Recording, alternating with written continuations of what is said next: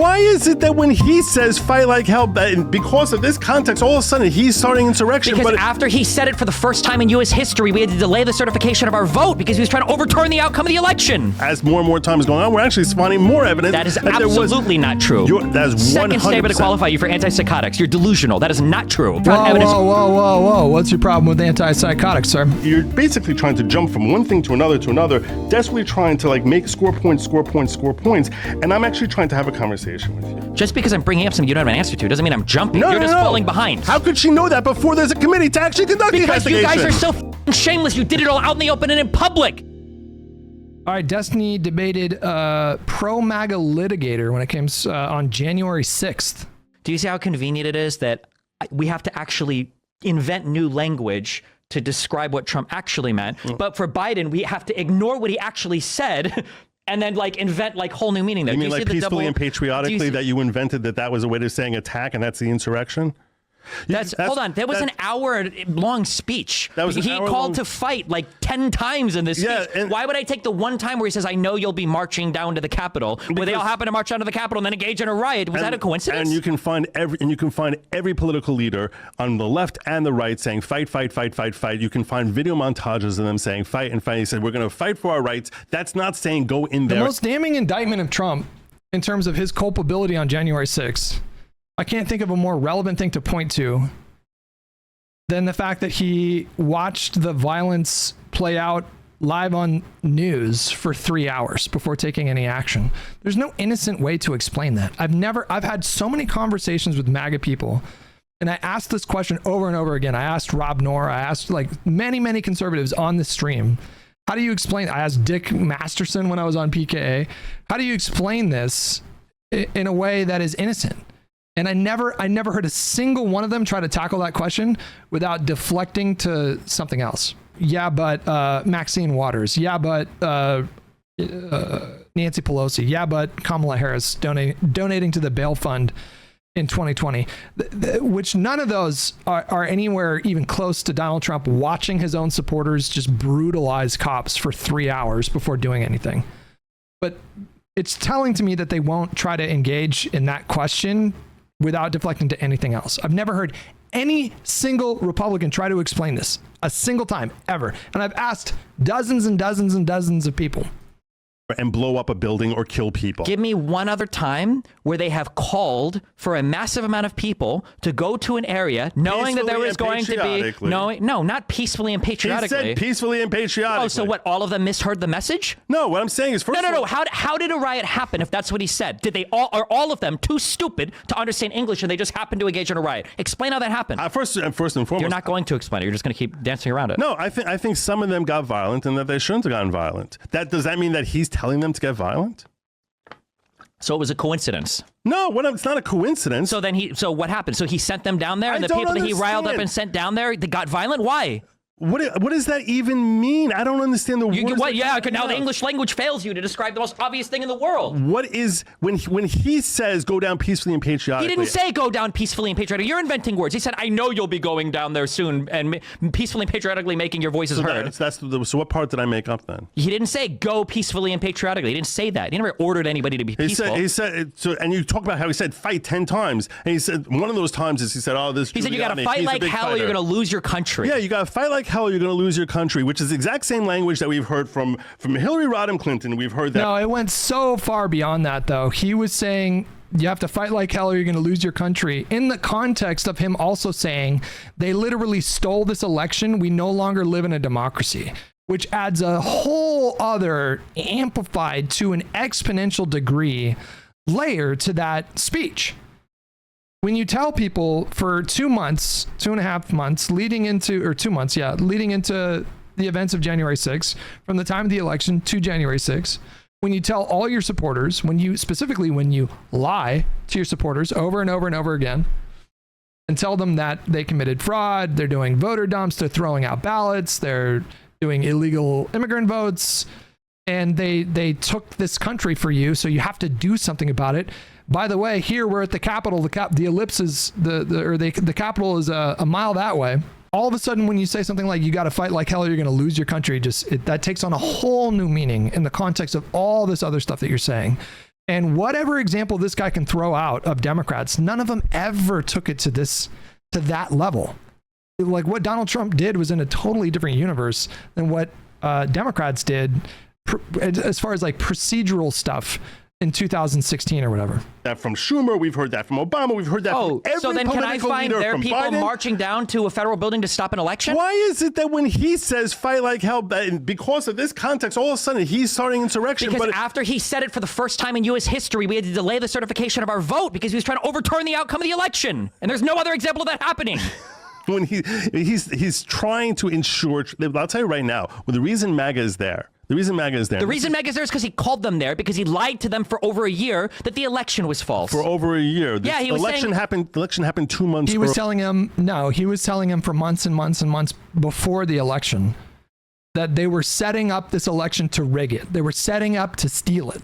Yeah, and 12 months before that, he was saying mail-in ballots are going to be rigged. Oh, the same thing that Jerry Nadler had said and that Chuck Schumer had said, and everyone had said that mail-in ballots were the most distrustable The difference is that when Democrats made that contention, they were doing There's a difference between expressing your concern over a aspect of our election system and definitively saying they are going to use mail-in ballots to steal the election. They tried to do it in 2016. They're doing it again this time. If I lose, it will have been because it was stolen.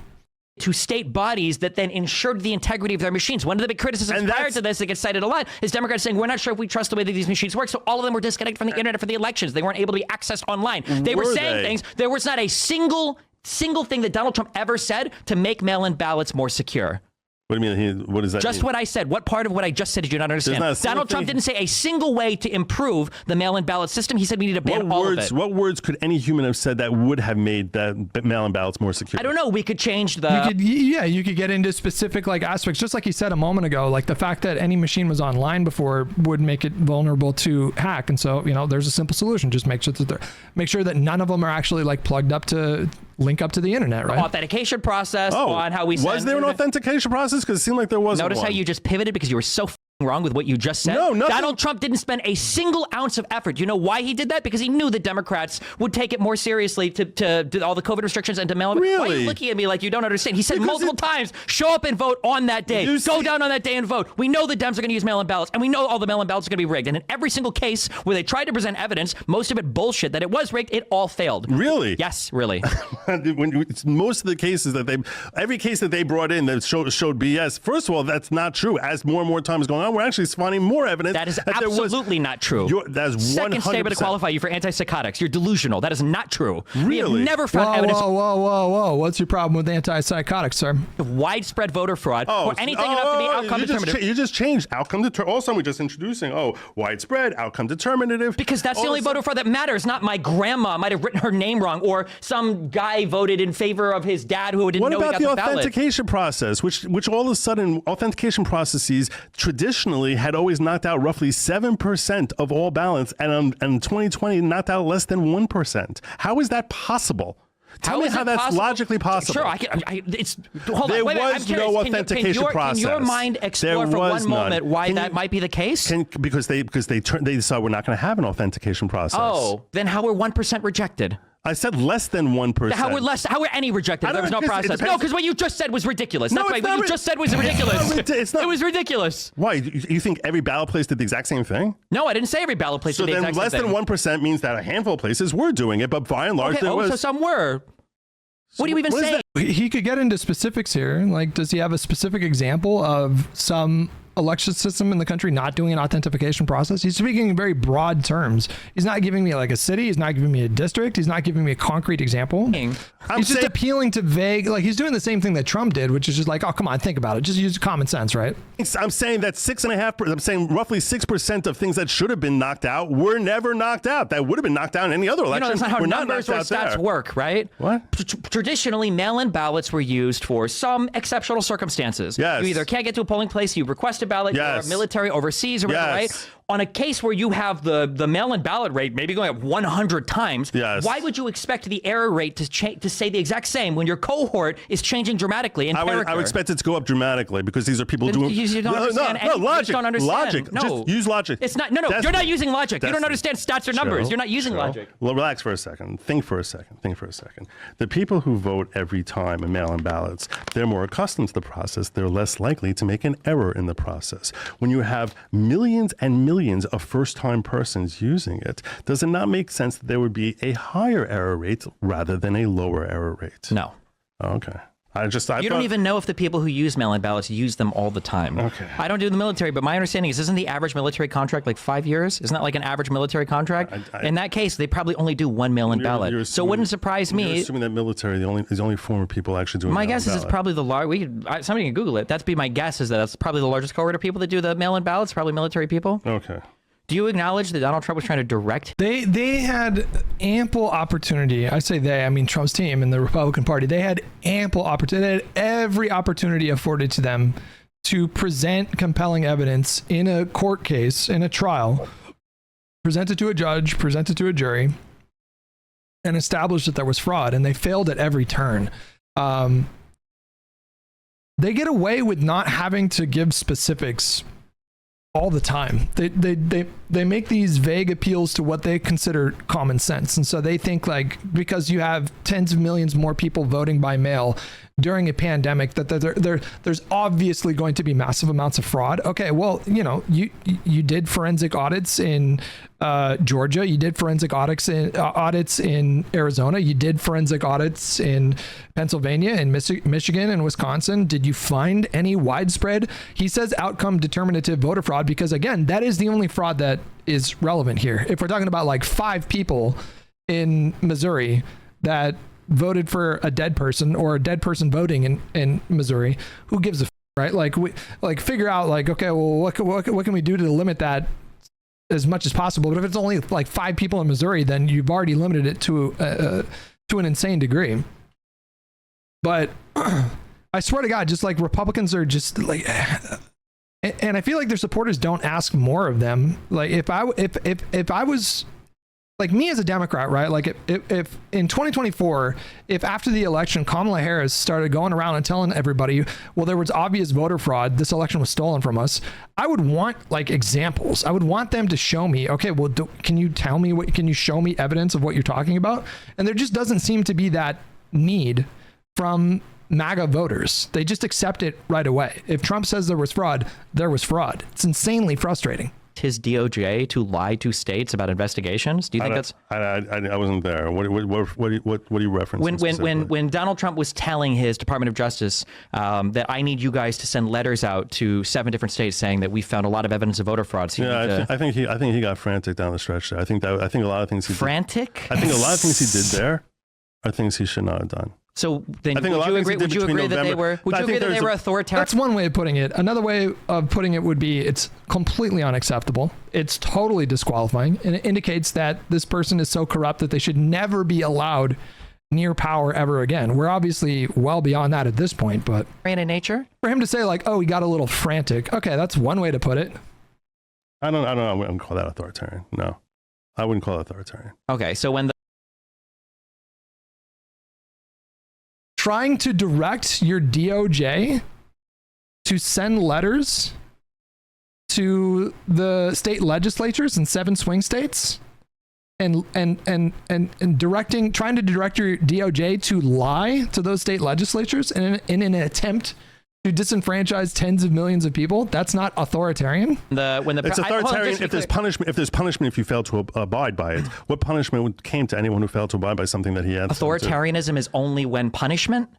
Well, if I tell you right now, go outside and go to your bank and give me $1,000, and you say go F yourself, in that case, that no one would say I'm being authoritarian. What if you tell me if I don't do it, you're going to fire me and then find someone else who will? Okay, fine. And what came first off?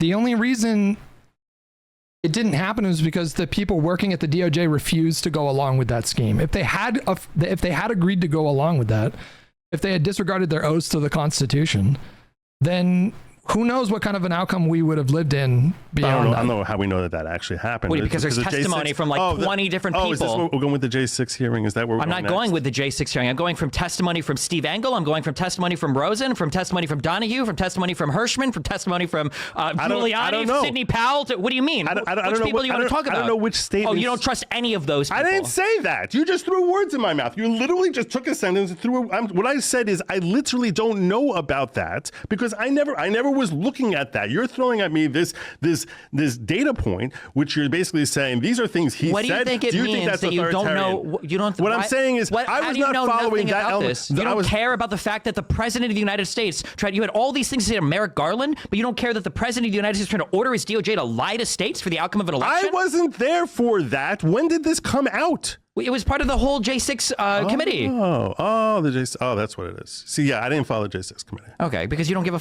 about. Don't you think that would be a relevant thing to do if you would want to be like familiar with the relevant facts of this? Okay, whatever. No, because the government of the election. So when you say Merrick Garland is corrupt, your words are hollow and meaningless. They don't mean anything. What I'm saying is no, I didn't follow anything on the J6 committee because that started. It was because it was attacking committee. Daddy Trump. It was He's your cult leader, committee, and you feel bad and weird when they're attacking Daddy cult leader. You think this is being clever when I established early on here that there's a lot of things he says and does that I disagree with. Hey, listen, I'm willing to call some of his actions frantic, okay? Don't call me a sycophant. That's great, and I've debated Hassan and other people that use this weird tactic. I didn't agree with it. I'm not asking if you agree with it, if you like it. I don't know why you're even giving me that opinion. I'm asking how you feel about it in terms of authoritarianism or legality. This is the jump that you did. This is you're not following you're basically trying to jump from one thing to another, desperately trying to like make score points, and I'm actually trying to have a conversation with you. Okay, here, let me be very clear about my line of... No, you're saying I'm jumping. I'm not... just because I'm bringing up something you don't have an answer to doesn't mean I'm jumping. You're just falling behind. So let me explain very clearly. No, I'm not falling behind. You're changing the landscape as to what it is that we're talking about. I start talking to you about an issue with respect to that, and I admit to you that I don't think he did everything properly and with respect to between November and... Yes, we call that equivocation. That's not equivocation. But at what point would what Trump did be disqualified? Equivocating. You call that I didn't like it. Okay, that's great. But at what point does it make you say like, okay, well, this guy's thoroughly corrupt, right? Authoritarian. When I say he's doing something authoritarian that is breaking the law, probably should be great. And you say he did some things that were kind of that's called equivocation. No, I'm not equivocating. I'm saying the issues that you're bringing up, I don't even know anything about them. Why do I know about them? Because I didn't watch January 6th. Then you use that as a basis to try and attack me and saying I didn't watch January 6th instead of asking me why didn't you watch J6? And you come to what you have to do to try to win a point is you want to try and say, oh, you didn't watch January 6th because it was attacking Daddy Trump. You see, you're trying to characterize and label me and put me in a box. I am jumping. You're right, because I understand you're going to say I didn't watch J6 because that committee was put together in an illegal manner because Pelosi didn't include people from the Republican Party in a proper way to put together a committee. I know all the dumb talking points. You're again. Tell me what I'm wrong about. Tell me. Okay, then tell me why it was illegal. Go ahead. Okay, tell me where you're going to go. Tell me where you're going to go. What I'm saying is there's no cross-examination. There's no evidence coming forward. There's no opportunity by the other side to examine any of the evidence that's being. It's a congressional committee. It's not beholden to the same rules of like our judicial system. Which is what you would have in any standard type of normal proceeding, which is going to be antagonistic to a particular individual. It's not a court case. There is no cross-examination in a court case. So in that case, you're saying it's proven that you're saying you're using their conclusions as if they prove a point for you. So don't tell me that. Excuse me, hold on. Just because something is not proven beyond a reasonable doubt in a criminal court at all. I understand. At all. No, there's zero proof. That's what I mean. It's zero proof. So it's either in criminal court or nothing. No, it's not criminal court or nothing. The January 6th subcommittee, I believe, interviewed over 200 people, and like 99% of them were Republicans. The great bulk of them were people that were in Trump's orbit. I would love to hear what specific finding from the January 6th subcommittee that this guy disagrees with. What I'm saying is that like Donald Trump, for example, doesn't even. I've never seen him disagree with the timeline that was laid out. Like they had a very meticulously laid out timeline of the events of January 6, 2021. That included Donald Trump arriving back to the White House and being in the White House dining area watching Fox News by, I think, like 1:25 p.m. And then it wasn't until 4:15 p.m. that he released a statement on Twitter asking for people to go home. That's like one of the things that was established in part because of this subcommittee. It's the chance for the other side to examine the claims that are being presented as to whether there's any legitimacy. And you know what their examination sounded like? It sounded like this. 2 words. It was one, I plead the fifth. And the second was, I need absolute criminal immunity for everything I did as president. That was their examination of the other side. You can lean your head down all you want. I don't even know what you're trying to, because you're again, now you're trying to find some sort of way of legitimizing the J6 thing, even though, do you disagree with me that there should be a right to examine the evidence? There was. Pelosi gave an opportunity for 5 conservative members to join that committee, and they said no. 5 that she would choose. No, that's not true. She didn't let Jim Jordan on there. She denied 2 of the 5 picks. Why? 3 would have been allowed Because they were involved. Non-Fun 420 just rated Non-Fun, with thanks so much for the raid. douchebags. Because they were involved in the January 6th scheme. directly implicated by that investigation. Oh, were they? Yes, they were. How could she know that before there's a committee to actually conduct the investigation? Because you guys are so shameless. You did it all out in the open and in public. Because people like Jim Jordan are literally publicly trying to circumvent our electoral process. Oh, it's not hard to figure it out. Jim Jordan was publicly circumventing the process. Yes, when they were saying things like, we will join you in Congress to resist the certification of the vote, and we will join you in trying to make sure that this election isn't certified by Pence via the ECA or whatever. Yes. You mean like what happened in 2016, right? Really? Yeah. I'm sorry. Who objected? Who objected? Nothing. Like there's nothing that happened in 2016 that comes even remotely close to what happened in 2021. Who objected? Nobody did. Nobody did. They talked about it, but you have to pair your objections with one person in the Senate and one person in the House, and there was no formal objection process, which never happened. So that comparison was bullshit. Thank you. Why is that BS? Because there was no paired senator or representative to actually put forth a. In the Senate in 2021, you had Cruz and Howley. I think at minimum there might have been more. That you had senators that were willing to entertain the objections from Republican members in the House. You did not have that in 2016. So every time a Democrat tried to stand up there and give a speech or whatever, Biden would gavel them down and say, it's over, let it go. Formal objection to the certification of that vote. It didn't happen. Okay. So and your point as far as that there wasn't an effort for them to try and step in the way of it? Or there wasn't an effort coordinated by the sitting president to circumvent the outcome of the election like there was with this one. When you're saying an effort to circumvent, I'm sorry, I missed the word. Toss out tens of millions of votes.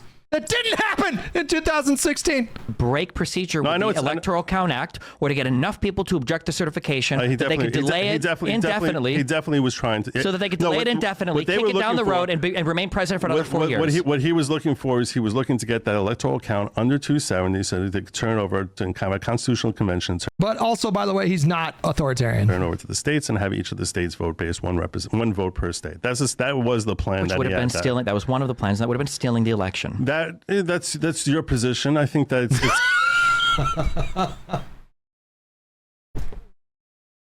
what other position could you have? It's an interesting legal position. It's not an interesting legal position that we will never ever know the answer to, and we never would have known it anyway.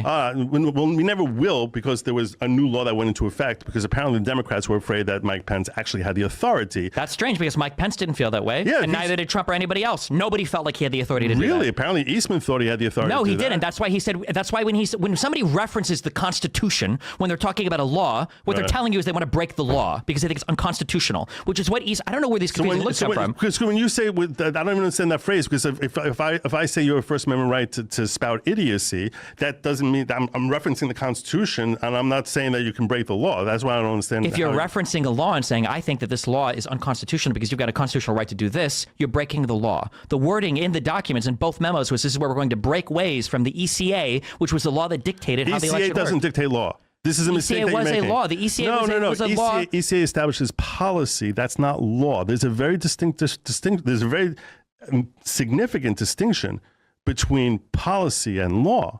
And I think this is where you're getting a little bit confused, respectfully, because it doesn't make sense to just sort of read in here. I'll ask you right now. I just remember we're doing the pod tonight. Completely forgot about that. Mike Pence did not have the authority to do that.